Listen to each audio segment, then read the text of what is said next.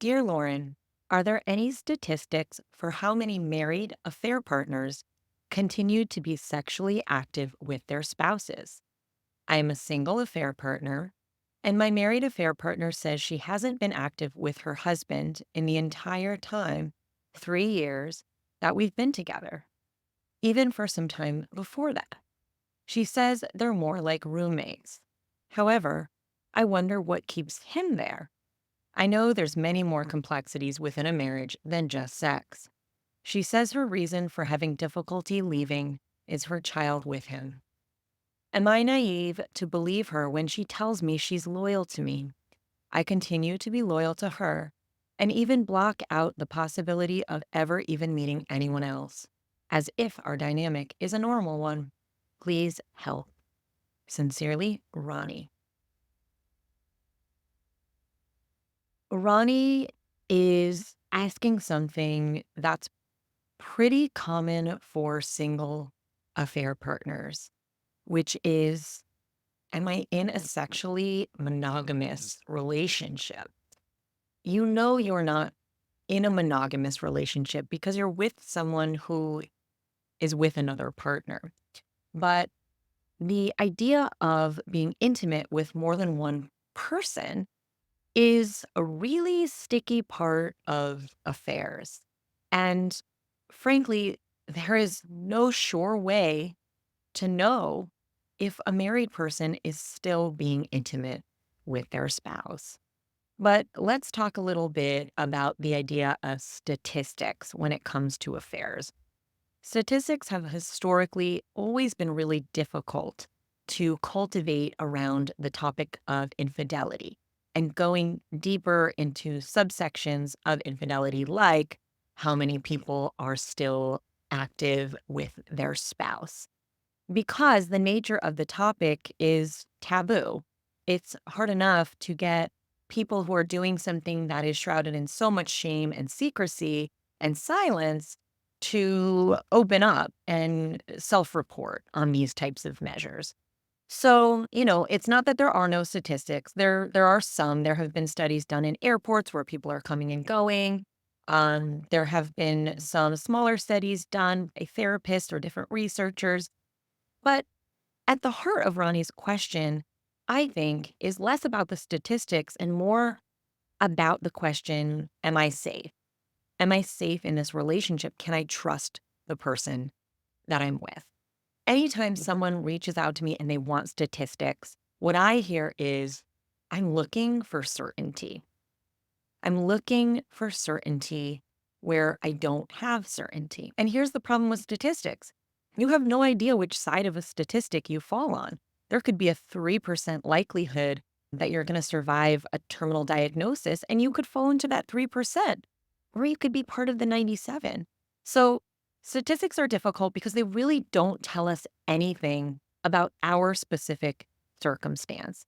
They can tell us about the likelihood and probability of something, but they're never really going to answer our question. So let's dive into Ronnie's question.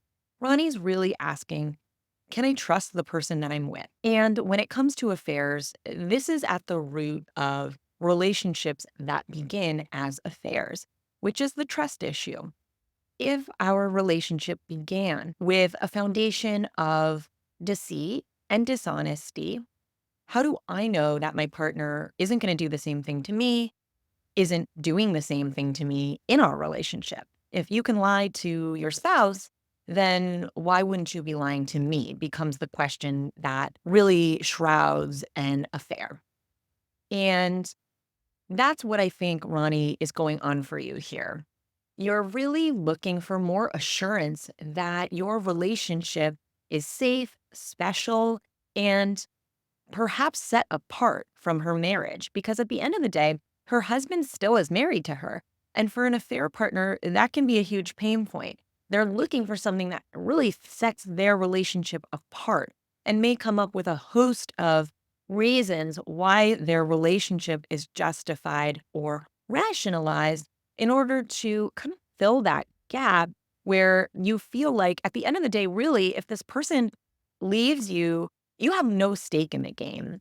her husband still has a child with her, is legally married to her, shares a home with her, perhaps shares a bed with her. They share intimacies of everyday life. They share holidays, what have you, all of the things. And so what you're looking for is, you know, where can I find some assurance that if I don't have all of that, at least I have this one thing that she's telling me I do have, which is monogamy around our sexual relationship.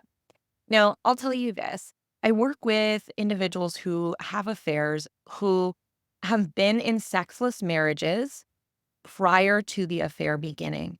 And these are folks who have been in marriages with no physical intimacy for years to a year, months before the affair starting.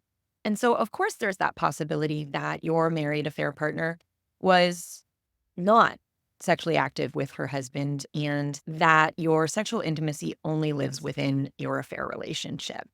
That is a possibility. And then I've worked with married people who are having an affair, who were sexually active with their spouse. And then once the affair began, they really came up against that natural monogamy limit for them, for themselves, and they pulled back sexually from their marriage. And that's where a lot of the excuses come in and the intimacy starts to be deferred and delayed and the sexual life between the couple begins to dwindle and suffer because of the affair. And these are folks who really are like, I can't be intimate with two people at one. So I was intimate with my spouse, but now I'm really only feeling comfortable being intimate with my affair partner. And then we have people who are having an affair who are still intimate with their spouse. It would raise suspicion at home if something that was perhaps a regular part of their life with their spouse were to suddenly diminish or dwindle. Sometimes it's a part of how couples make up when they fight. Sometimes it's just that that person wants it in both places, or they don't see or feel a problem with having intimacy at home and intimacy in the affair. It's really compartmentalized for someone who's having an affair and is sexually intimate in the affair and in the marriage.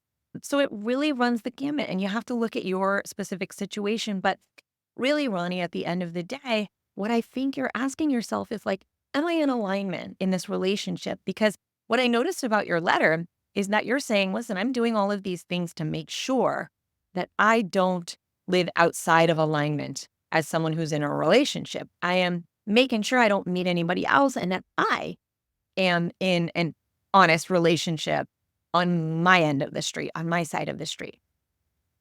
And what's bothering you is that you can't guarantee that your partner is in alignment themselves.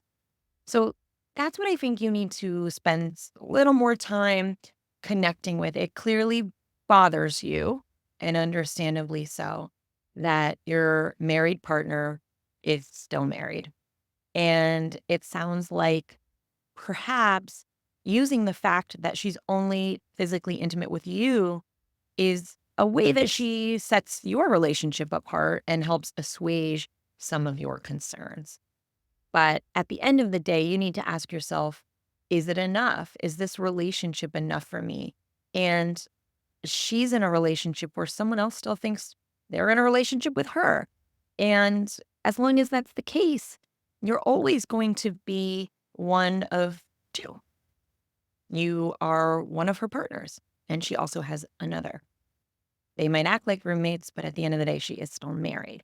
And it sounds to me like it's bothering you because there's no guarantees in life at all. But there's also just no guarantees when you're in a relationship with someone who's in a relationship with someone else. You're getting into something where you can't know what you can't know. And you need to ask yourself, what is that doing to me? How am I coping with that? What are my limitations around this, if any?